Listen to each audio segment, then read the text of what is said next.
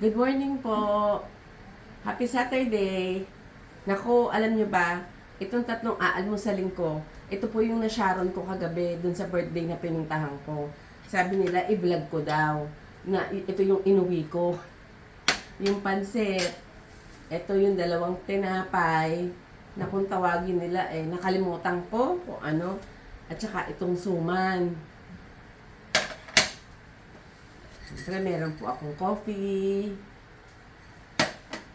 In-order lang naman po nila itong pansit na to. Actually, pangalawang order na to eh.